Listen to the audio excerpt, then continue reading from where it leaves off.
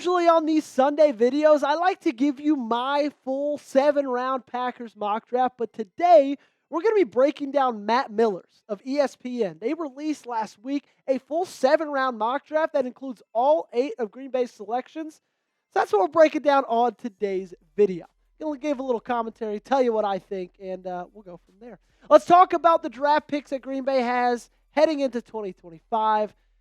They got the 23rd overall selection in the first round. It goes all the way to the 7th with that number 250th overall. Of course, that is the compensatory draft picks. That's coming together as 8 total selections. Before we get into the picks themselves, make sure you guys hit that sub button, okay? I cannot display how urgent this is because March is almost over. I'm not being exaggerative. I'm not being dramatic. We need you right now. We're down 7 to Bears now. Okay, that's not good enough. And this month's almost over, and that's when this sub battle ends. So don't do it for me. Don't do it for producer Dylan.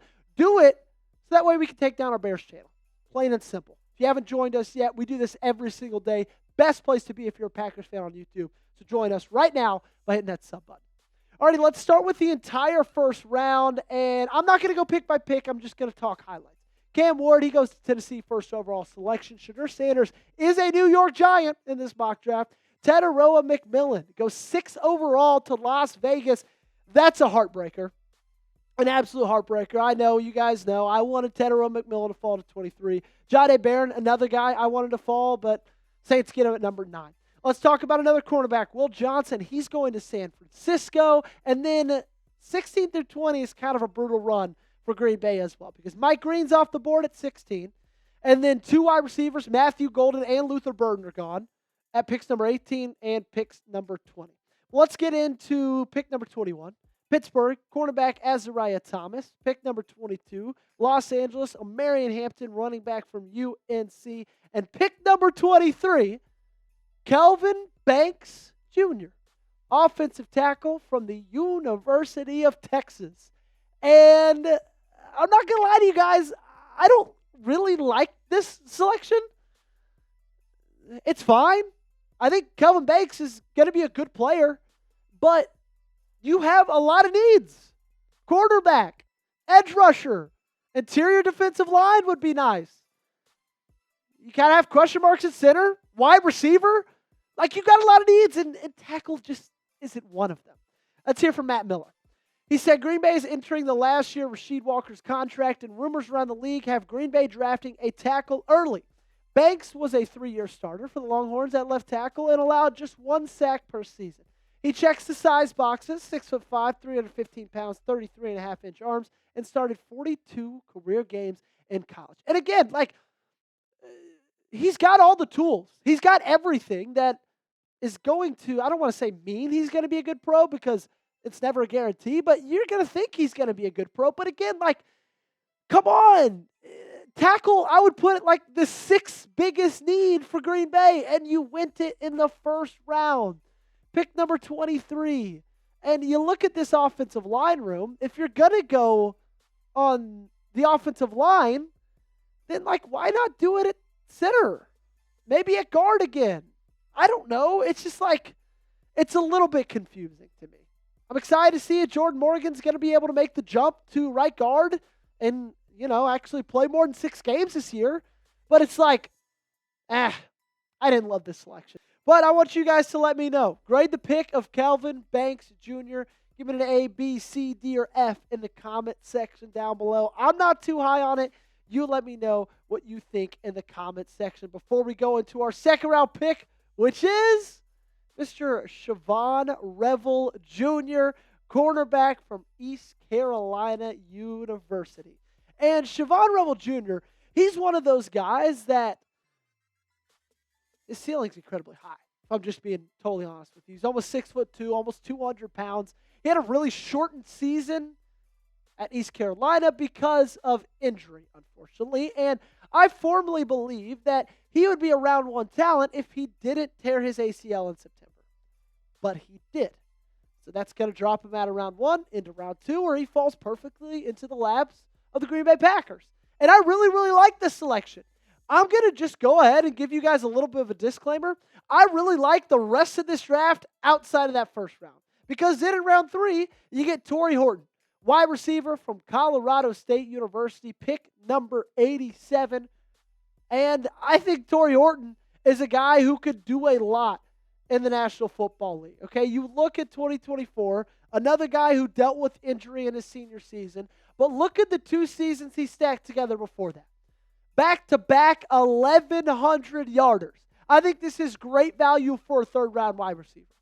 I think third or fourth round is probably the latest round I'd draft a wide receiver in this draft, because I think after that, it falls off a good bit. But Tory Horton, as a third-round option, I think is a guy who, I think the jury's still out if he can come in here and be your wide receiver 1 in year 1, but I think he's a guy who could be a great option for Jordan Love in this next year. Let's go running back in round 4. Jaydon Blue out of the University of Texas. 2 Longhorns taken in the first 4 selections. And I don't know how I feel about going running back in round 4.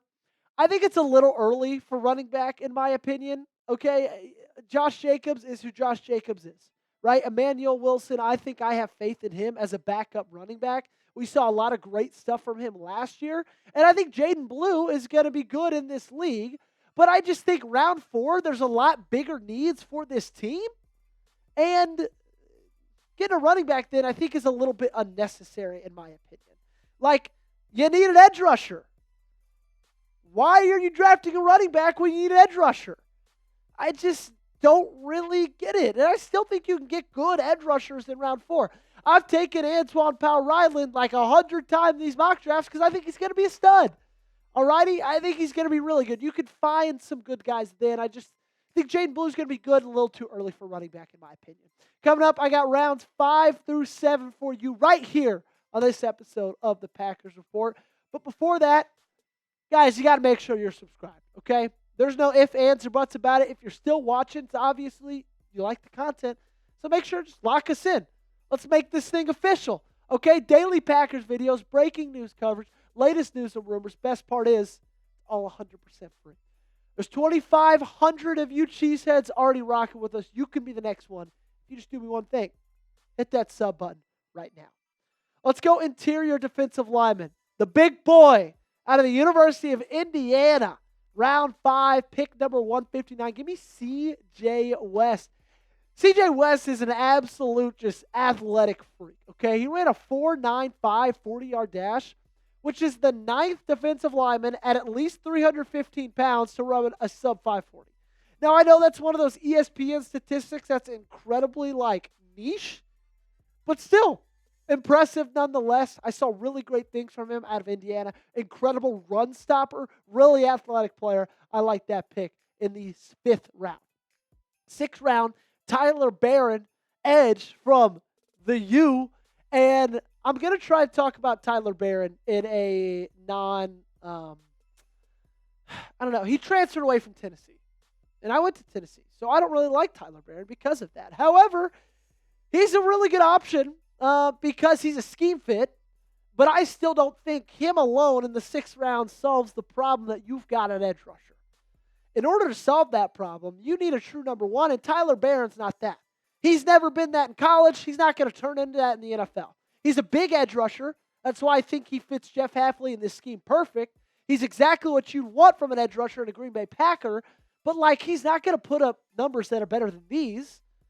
And these weren't even that great of numbers this last year. The leading sack was 7.5, Rashawn Gary. The leading pressure, 49, Rashawn Gary.